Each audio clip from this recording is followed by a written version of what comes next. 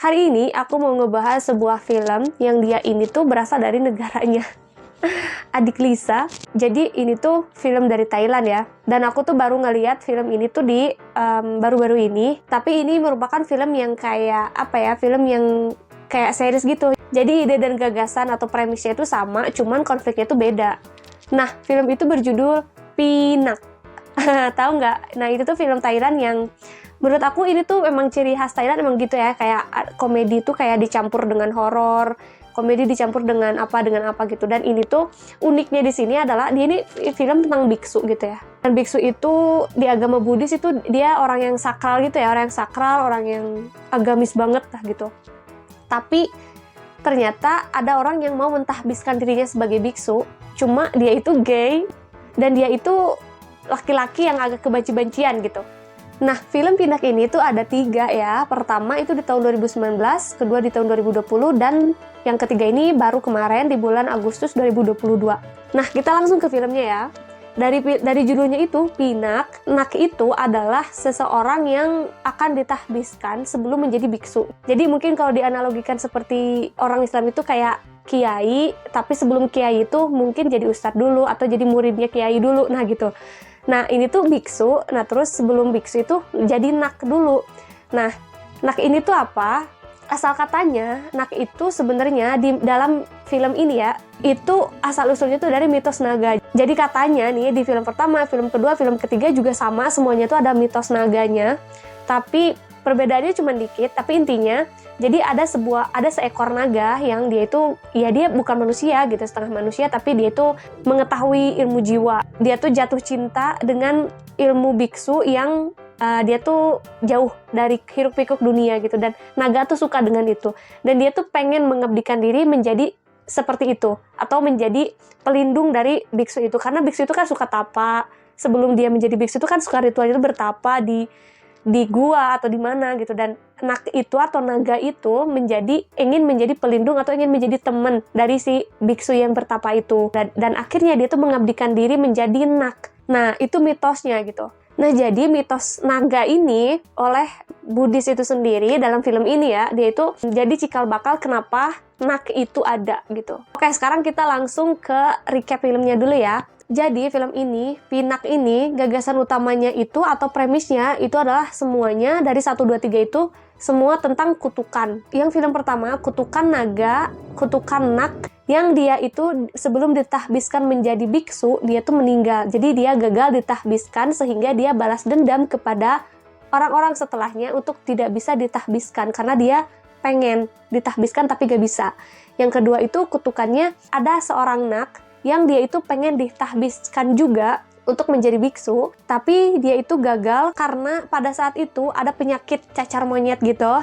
Terus biksu yang bisa mentahbiskan dia tuh meninggal, dan akhirnya dia tidak bisa menjadi biksu. Jadi dia tuh sangat menyesal, dan kutukan dia itu adalah kalau ada biksu yang melepaskan jabatannya gitu. Jadi kayak kalau ada orang yang udah mentahbiskan dirinya sehingga menjadi biksu, terus biksu itu melepas jabatan gitu, kayak pengen ke dunia biasa gitu ya, yang bukan jadi biksu lagi. Nah, dia tuh marah gitu. Akhirnya yang kalau ada biksu yang kayak gitu, dia mau ngebunuh itu gitu. Yang terakhir kutukannya itu adalah ada seorang nak calon biksu yang dulunya tuh dia adalah seorang yatim piatu dan dia tuh miskin dan dia suka mencuri barang dari mayat. Kutukan dia itu adalah kalau ada barang yang mencuri apapun itu dari dia, itu dia akan membunuhnya gitu. Dan dia itu kebetulan adalah seorang nak mempunyai gelang kan, gelang kaki.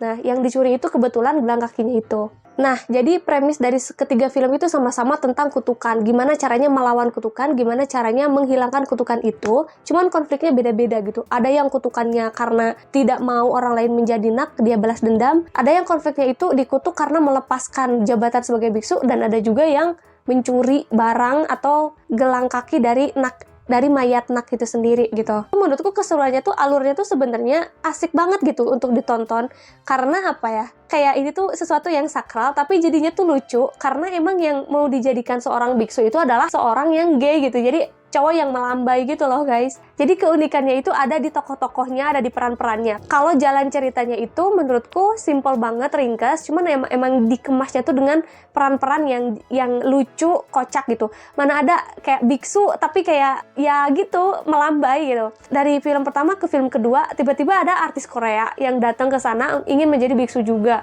Tiba-tiba di yang ketiga beda lagi gitu ininya aktor-aktornya. Jadi dia tuh mengemas dengan cara yang unik dan dengan konflik yang agak-agak lain gitu. Meskipun dia itu ceritanya tuh horor tapi endingnya tuh happy menurutku ya. Yang anehnya tuh, yang uniknya tuh ternyata hantu-hantu itu yang dia nak itu ya, yang nak menjadi hantu, dia tuh ada yang dendam, ada yang menyesal, ada yang gak suka kalau orang lain menjadi biksu gitu, karena dia tidak bisa menjadi biksu, dia cuma jadi nak doang gitu. Dan itu tuh biasanya orang yang ditahbiskan menjadi biksu atau menjadi nak itu untuk ibunya. Aku nggak ngerti gimana ya konsepnya, tapi yang jelas persembahannya tuh untuk ibunya. Dan yang unik adalah si hantu itu tuh bisa nurut sama ibunya gitu ketika udah ketemu, dan akhirnya dia memaafkan orang lain yang akan ditahbiskan gitu. Akhirnya di situ kutukan selesai. Ada juga yang kutukannya itu gara-gara ya udah dimaafin aja. Ada yang gara-gara gurunya datang gitu, dan dia bisa memaafkan. Tapi ada juga satu yang film ketiga ini yang dia tuh tidak mau memaafkan orang lain gitu. Dia tuh tidak mau melepaskan kutukan itu. Dan akhirnya dia sendiri yang kalah.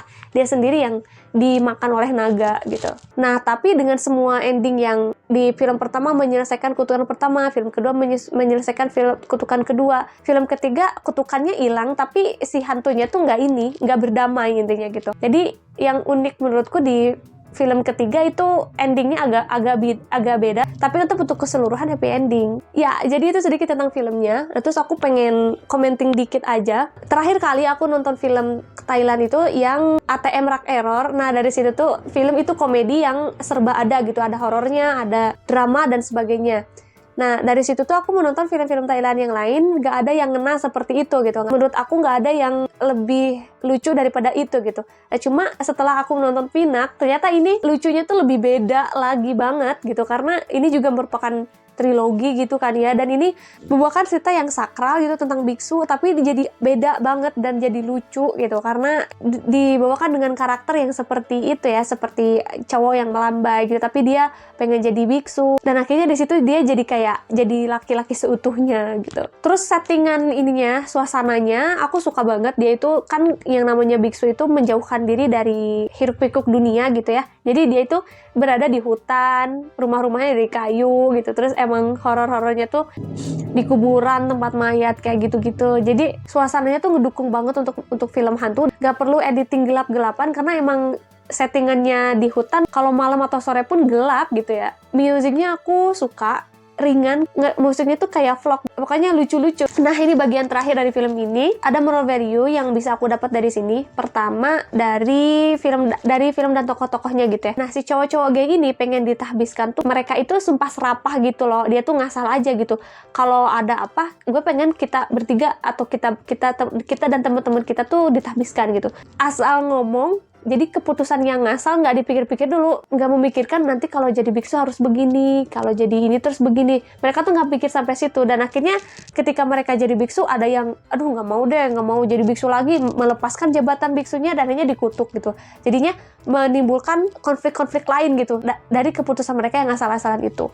Jadi menurutku moral value-nya, janganlah kita memutuskan sesuatu tanpa berpikir dulu. Terus yang kedua itu dari biksu itu sendiri. Tapi ini pepatah biksu itu sendiri gitu ya.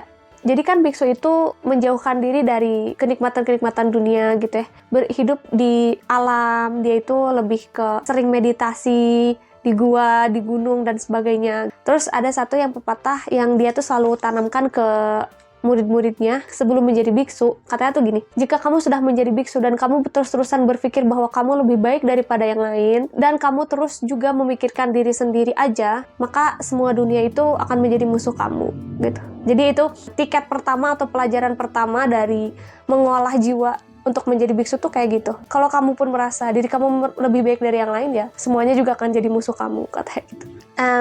By the way, aku suka banget dengan pesan biksu itu, dan I don't know semua biksu kayak gitu atau enggak, tapi yang jelas yang namanya biksu ya, dia tuh emang seorang yang sangat sakral di Buddhis. Oke guys, gitu aja review film dari aku. Aku baru pertama nih review film Thailand. Kalau kamu ada saran yang lain, boleh komen di bawah ya. Makasih udah nonton sampai akhir. See you, bye!